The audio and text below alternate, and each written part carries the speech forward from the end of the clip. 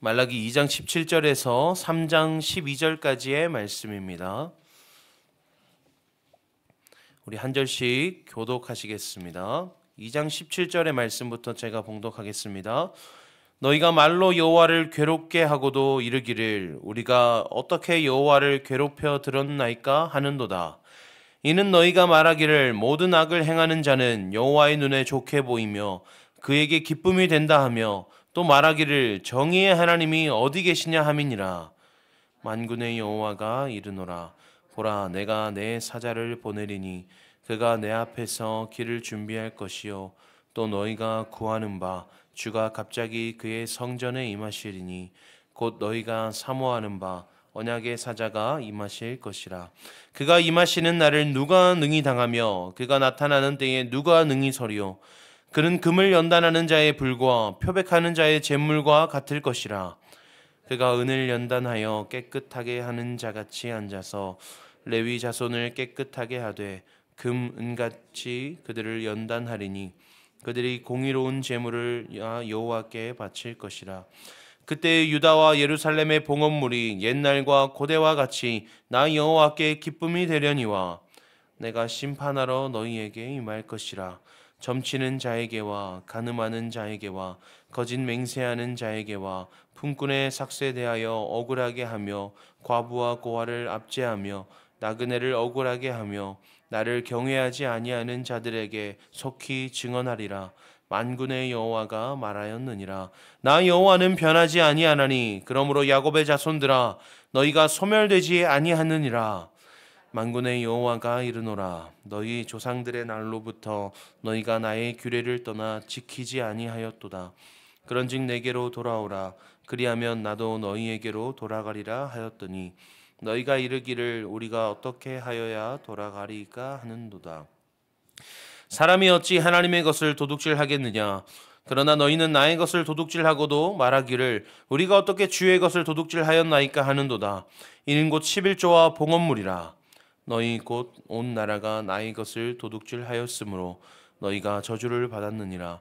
만군의 여호와가 이르노라. 너희의 온전한 11조를 창고에 들여 나의 집에 양식이 있게 하고 그것으로 나를 시험하여 내가 하늘 문을 열고 너희에게 복을 쌓을 곳이 없도록 붙지 아니하나 보라. 만군의 여호와가 이르노라. 내가 너희를 위하여 메뚜기를 금하여 너희 토지 소산을 먹어 없애지 못하게 하며 너희 밭에 포도나무 열매가 기한 전에 떨어지지 않게 하리니. 함께 있습니다. 너희 땅이 아름다워짐으로 모든 이방인들이 너희를 복되다 하리라. 만군의 여호와의 말이니라. 아멘. 진짜 복받은 삶이라는 제목으로 우리 함께 말씀을 나누고자 합니다. 요즘 세상을 보면 정말로 하나님의 정의와 공의가 철저하게 무시당하고 있다라는 생각이 들게 됩니다. 누가 그 뜻 가운데 있느냐, 누가 정답을 맞추고 있느냐 보다는 그냥 누구 편을 들 것이냐로 나뉘어진 시대가 바로 오늘이 아닌가 생각됩니다. 그런데 말라기 선지자의 시대도 오늘날과 같았나 봅니다. 2장 17절 말씀해 보기로 하나님의 정의와 공의가 철저하게 무시되고 있는 것을 우리는 볼 수 있습니다. 어쩌면 기다리는 메시아가 오지 않자 이렇게라도 하나님을 부정하고 싶진 않았을까라는 마음이 들기도 합니다. 3장부터의 말씀은 그에 대해 대답하시는 하나님의 말씀입니다. 1절에 하나님은 메시아가 곧 나타나실 것이라 말씀하십니다. 너희가 구하는 바 주가 갑자기 그의 성전에 임하시리니. 여기서 갑자기라는 것은 즉각적으로 임하시리니 메시아가 빨리 오실 것이다, 속히 오실 것이라 말씀하시는 것입니다. 그리고 그가 임하실 그날에는 누구도 감당하지 못할 것이라 말씀하십니다. 그날에 임하실 메시아가 얼마나 강력하게 이 정의와 공의가 무너진 이 시대를, 이 세상을 뒤집어 놓을 것인가, 정결케 할 것인가, 그에 대해서 말씀하시는 것입니다. 또 나타나기로 그 오실 메시아는 금을 연단하는 자의 불과 표백하는 자의 잿물과 같아서 백성을 깨끗하게 하시는 분이시라 말씀하십니다. 그렇습니다. 우리는 이 땅에 오신 그리스도로 말미암아 깨끗함을 얻었고 새로운 생명 가운데 살게 되었음을 우리는 이 말씀을 통해서 다시 한번 생각해 볼 수 있는 것입니다. 그러니까 말라기 시대 가운데에 소망을 잃어버린 자들에게 하나님께서는 곧 오실 메시아가 너희 삶을 정결케 할 것이고 다시 너희 삶을 회복시킬 것이라 하나님은 말씀하시는 것입니다. 그리고 우리로 하여금은 오신 메시아께서 우리를 새롭게 하셨지라고 다시 한번 생각하게 하고 계시는 것입니다. 로마서 8장 1절과 2절 그리고 11절 말씀을 제가 봉독해 드리겠습니다. 그러므로 이제 그리스도 예수 안에 있는 자에게는 결코 정죄함이 없나니 이는 그리스도 예수 안에 있는 생명의 성령의 법이 죄와 사망의 법에서 너를 해방하였음이라. 예수를 죽은 자 가운데서 살리신 이의 영이 너희 안에 거하시면 그리스도 예수를 죽은 자 가운데서 살리신 이가 너희 안에 거하시는 그의 영으로 말미암아 너희 죽을 몸도 살리시리라. 아멘. 오늘 말라기 선지자가 절망의 시대를 향해서 소망으로 선포하는 그 메시아는요, 그들에게는 오실 메시아이지만 우리에게는 이미 이루어진 언약의 말씀임을 기억하시기를 바랍니다. 1절 말씀으로 다시 돌아가서요. 주가 갑자기 그의 성전에 임하시리니, 주가 즉각적으로 임하실 것인데 그곳이 어디냐? 그의 성전에 임하실 것이다 말씀하십니다. 그의 성전이 어디입니까?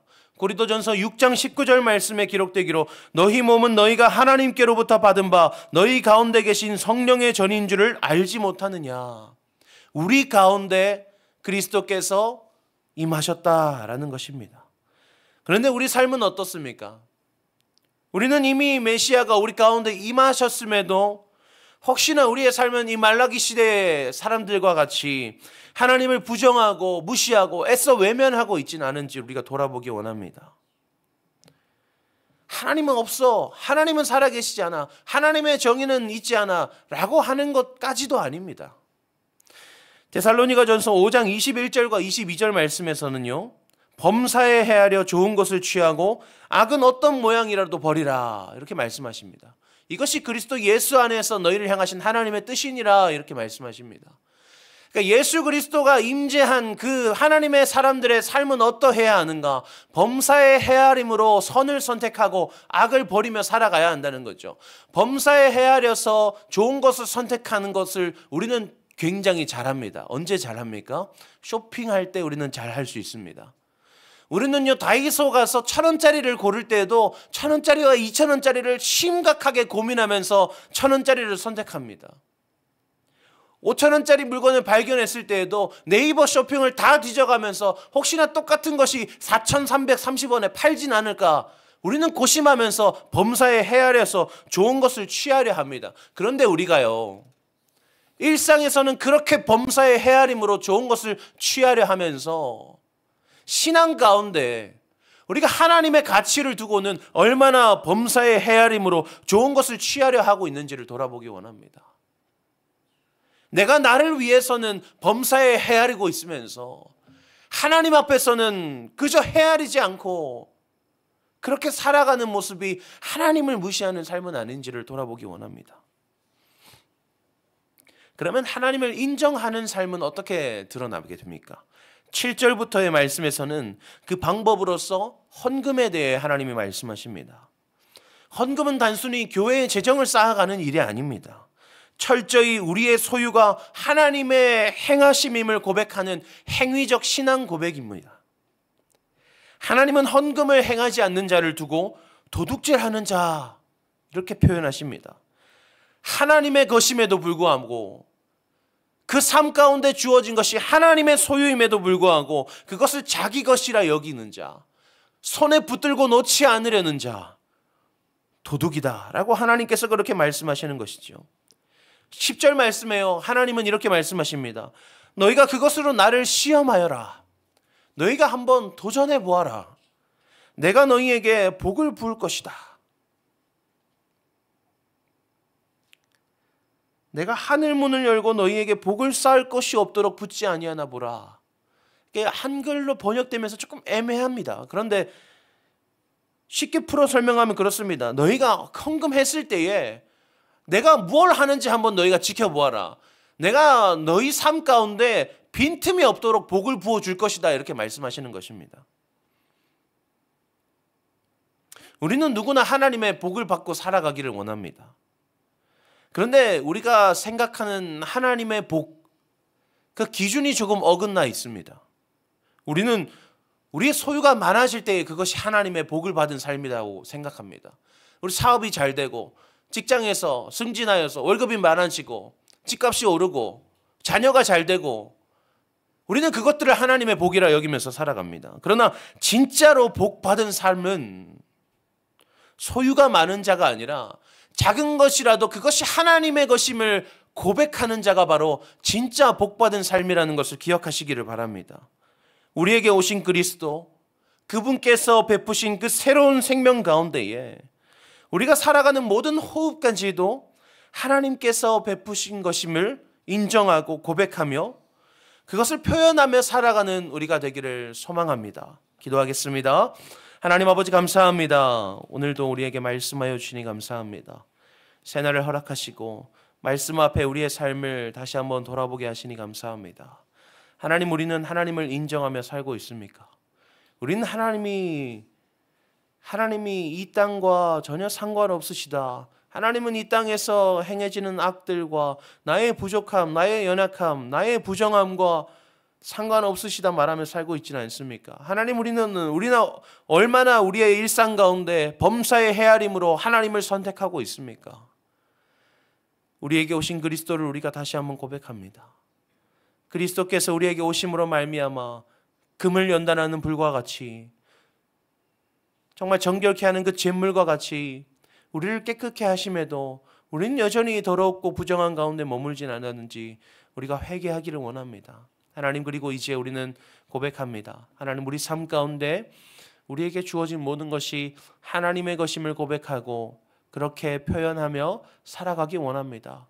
우리가 신앙 가운데에 헌금 생활을 바르게 함을 통해서 우리의 삶 가운데 주어진 모든 것이 하나님의 것임을 고백하기 원합니다. 그리고 그때에 하나님이 부어주시는 진짜 복을 경험하게 하여 주시옵소서.